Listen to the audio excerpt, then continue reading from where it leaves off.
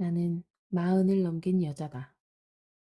누군가의 아내였고 두 아이의 엄마였으며 겉으로 보기엔 흠잡을 데 없는 가정을 가진 사람이었다.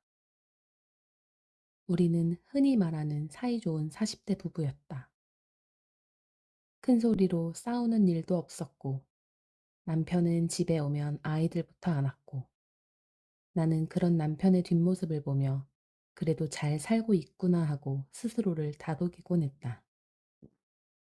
아이들의 학원 시간에 맞춰 뛰어다녔고 주말이면 가족 외식을 했으며 학교 행사는 빠짐없이 부모가 함께 나타났다. 남들이 보기엔 부러울 이유밖에 없는 집이었다. 나 역시 그렇게 믿었다. 그 일이 있기 전까지는. 내가 일을 그만둔 건 게으름 때문도 가정에만 매달리고 싶어서도 아니었다. 몸이 먼저 신호를 보냈다. 원인을 정확히 짚기 어려운 통증, 반복되는 어지럼증, 자고 일어나도 회복되지 않는 피로. 병원에서는 당분간은 쉬는 게 좋겠다는 말이 돌아왔다. 그 말은 생각보다 무거웠다. 나는 직장을 정리했다. 오랫동안 쌓아온 경력을 내려놓는 일은 자존심을 하나씩 떼어내는 것과 같았다. 그 대신 남편의 내조에 집중했다. 아침을 챙기고 아이들 등교를 확인하고 남편의 셔츠를 다리고 그의 하루를 묻는 사람이 되었다. 그때까지만 해도 나는 내가 희생하고 있다고 생각하지 않았다. 우리는 하나의 팀이었고 지금은 내가 물러날 차례라고 믿었다. 변화는 아주 서서히 시작됐다. 처음에는 야근이었다. 그 다음엔 회식이 늘었다. 그리고 귀가 시간이 점점 늦어졌다. 하지만 남편은 여전히 다정했다. 문자를 보내왔고 미안하다는 말을 잊지 않았으며 집에 오면 아이들 얼굴부터 확인했다. 나는 그 다정함을 의심하지 않았다. 의심은 행복한 가정에서 가장 먼저 버려지는 감정이었으니까. 그러던 어느 날이었다. 아무 의미 없는 하루. 장바구니를 정리하고 아이 숙제를 봐주던 저녁 무렵. 모르는 번호로 메시지가 하나 도착했다. 짧고 단정한 문장이었다. 남편의 내연녀라고 했다. 임신 중이라고. 처음엔 장난이라고 생각했다. 요즘 흔한 피싱 혹은 악의적인 장난. 그렇게 믿고 싶었다. 손이 떨렸지만 심장은 아직 부정하고 있었다. 몇 번을 다시 읽어도 글자는 사라지지 않았다. 남편이 집에 돌아왔을 때 나는 평소처럼 굴지 못했다. 눈을 마주칠 수 없었다. 말을 꺼내는 데까지 오랜 시간이 필요했다. 사실을 묻자 남편은 잠시 침묵했다. 그리고 고개를 끄덕였다. 모든 것이 사실이라고 했다. 그 여자는 같은 회사에 다니는 20대였다. 그 말 한마디로 나는 나이를 느꼈다. 마흔을 넘긴 몸, 아파서 쉬고 있던 나, 집에 남아있던 나. 모든 조건이 그 여자 앞에서 한순간에 초라해졌다. 남편은 그 여자에게 가겠다고 했다. 이혼을 요구했다. 그 말은 천천히 나를 파괴했다. 청천벽력이라는 말은 그날을 위해 존재하는 표현이었다. 그날 이후 내 몸은 다시 망가졌다. 이미 약해져 있던 건강은 순식간에 바닥을 쳤다. 잠을 못 잤고 음식을 넘기지 못했고 숨 쉬는 것조차 버거웠다. 병원 침대에 누워 나는 내가 왜 여기에 있는지 이해하지 못했다. 하지만 남편은 멈추지 않았다. 아픈 나에게 지속적으로 이혼을 요구했다. 전화로, 문자로, 병원에서도 마치 지금이 아니면 안 된다는 듯 조급했다. 그때 내 안에서 무언가가 끊어졌다. 나는 이혼을 거부했다. 괘씸했다. 내가 이렇게 무너지고 있는데 그는 너무 쉽게 다른 삶을 선택하고 있었다. 그래서 절대로 이혼해주지 않겠다고 마음먹었다. 그 이후로 남편은 갖은 방법을 동원했다. 감정적으로, 경제적으로, 심리적으로 나를 흔들었다. 그 모든 과정은 조용하지만 잔인했다. 그러나 시간은 흐르고 내 몸은 조금씩 회복됐다. 아프지 않게 되자 생각도 또렷해졌다. 그리고 그 여자는 아이를 낳았다. 그때부터 지옥은 다른 방향으로 열렸다. 그 여자가 아이를 낳았다는 소식은 생각보다 담담하게 전해졌다.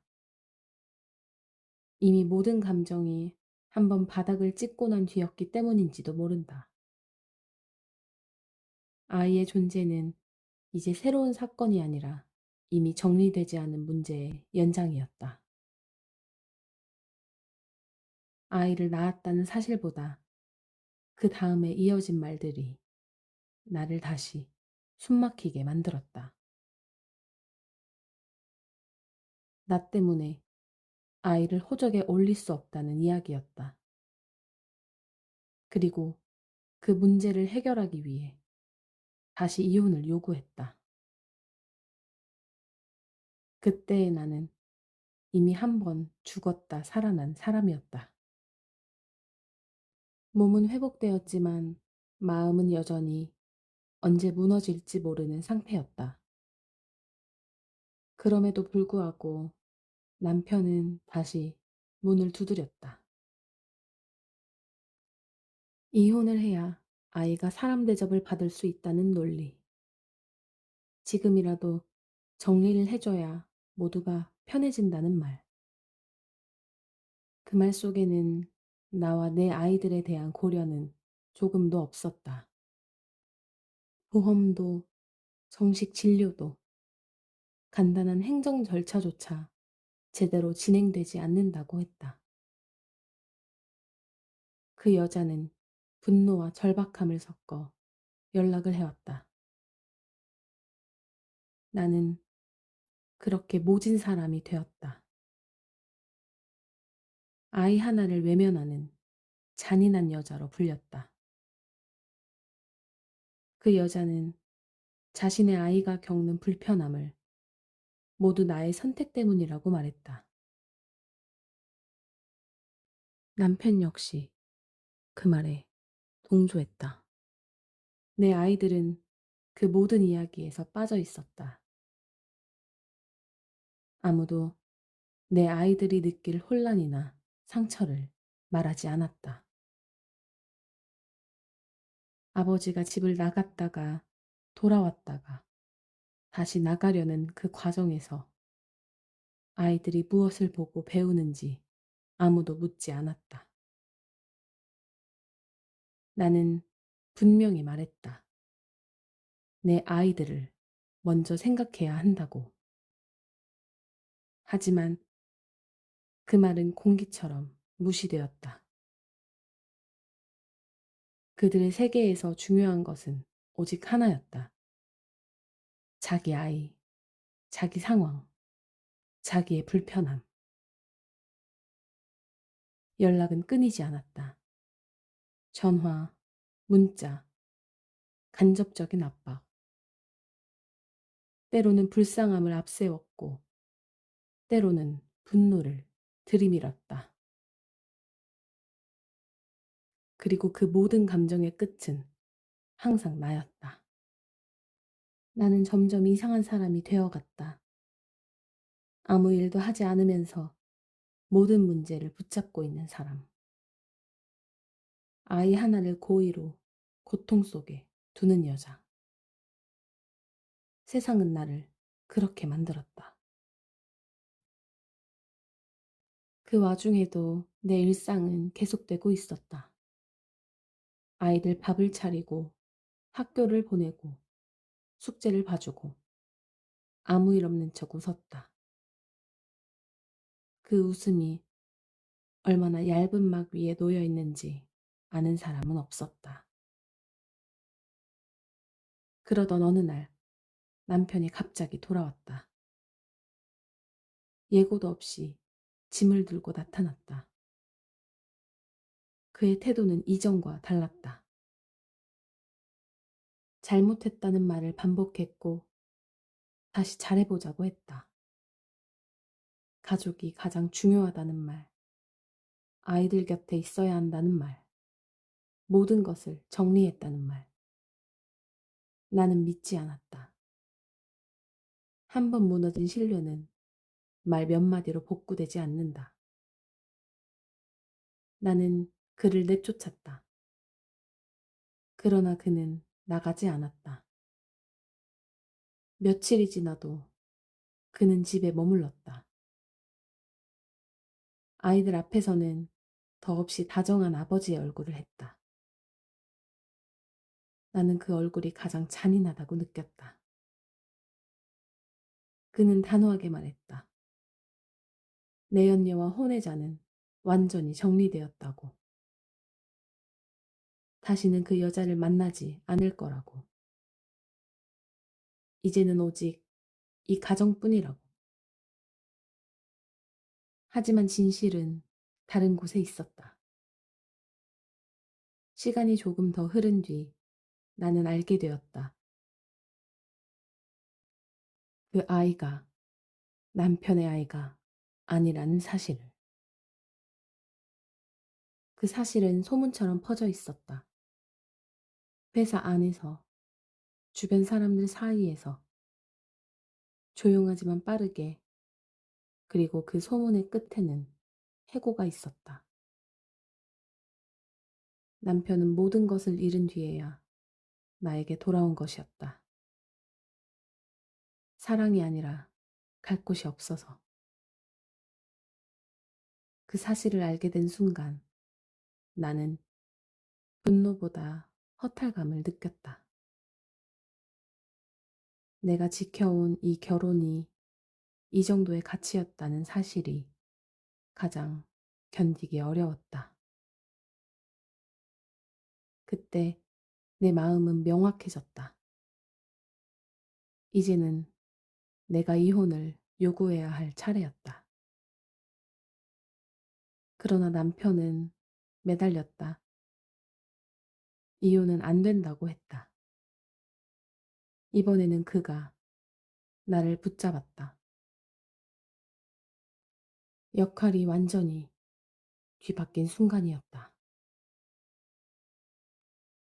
내가 이혼을 요구했을 때 남편의 얼굴에는 처음으로 당황이라는 감정이 드러났다. 그동안 이혼이라는 단어는 항상 그의 입에서만 나왔다. 그 말은 그의 선택이었고 그의 무기였으며 그의 탈출구였다. 그런데 그 단어가 나에게서 나오는 순간 그는 준비되어 있지 않았다. 남편은 이혼을 거부했다. 이제 와서 가정을 지키고 싶다고 했다. 아이들이 중요하다고, 지금까지의 세월이 아깝다고, 다시 시작할 수 있다고 했다. 나는 그 말들을 조용히 정리했다. 그 말들은 사과가 아니라 두려움에 가까웠다. 그가 잃은 것은 사랑이 아니라 체면이었고, 안정이었고, 기댈 수 있는 마지막 자리였다. 나는 이미 그의 선택을 모두 지켜본 사람이었다. 젊은 여자를 선택하던 순간, 아픈 아내를 뒤로 하던 시간, 아이들을 생각하지 않던 태도, 그리고 자신의 아이가 아니라는 사실을 알게 되자 아무 미련 없이 돌아온 장면까지. 그 모든 장면은 하나의 이야기로 이어져 있었다. 남편은 자신이 돌아온 이유를 끝내 말하지 않았다. 아이 때문이라는 말, 가족 때문이라는 말로 모든 것을 덮으려 했다.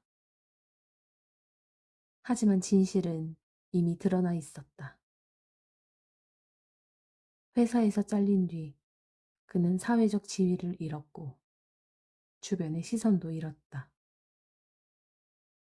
소문은 생각보다 빠르고 잔인했다. 그가 저지른 일보다 그가 당한 결과에 사람들은 더 많은 관심을 보였다. 집안에서 그는 점점 작아졌다. 말수가 줄었고 눈치를 보기 시작했다. 과거에 당당하게 요구하던 이혼은 이제 입 밖으로 꺼내지도 못했다. 나는 그를 지켜보며 이상할 정도로 차분해졌다. 분노도 연민도 이미 지나간 감정이었다. 남아있는 것은 정리해야 할 현실뿐이었다. 아이들은 많은 것을 묻지 않았다. 하지만 아이들은 알고 있었다. 어른들이 숨기려는 감정은 아이들에게 가장 먼저 전달된다는 사실을 나는 뒤늦게 깨달았다. 나는 아이들을 위해 이혼을 결심했다.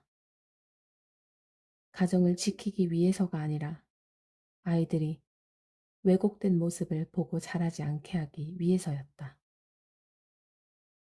남편은 끝까지 매달렸다. 이번에는 눈물까지 보였다. 하지만 그 눈물은 나를 움직이지 못했다. 나는 이미 아픈 몸으로 수없이 울었고 그 시간에 그는 없었다. 그는 자신이 버린 가정으로 다시 돌아올 수 있을 거라 믿었다. 하지만 사람의 마음은 언제나 기다려주지 않는다. 이혼은 결국 진행되었다. 긴 시간이 걸렸고 지치고 고된 과정이었다. 그 과정에서 나는 더 이상 감정적으로 흔들리지 않았다. 모든 것이 끝난 뒤 나는 깨달았다. 이 결혼은 내가 지켜서 유지된 것이지, 그가 사랑해서 유지된 것이 아니었다는 사실을. 남편은 혼자가 되었다. 그가 선택했던 모든 길의 끝에는 아무도 남아있지 않았다. 나는 다시 나를 돌보기 시작했다. 건강을 챙기고, 일을 준비하고, 아이들과 시간을 쌓아갔다. 사람들은 나에게 강하다고 말했다. 하지만 나는 강해진 것이 아니었다.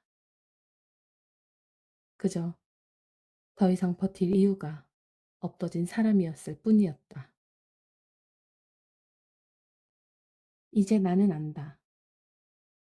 가장 잔인한 배신은 사랑을 저버리는 것이 아니라 가족이라는 이름을 아무렇지 않게 이용한 것이라는 사실을. 그리고 이 이야기는 누군가의 특별한 불행이 아니라 언제든 누구에게나 일어날 수 있는 현실이라는 것을.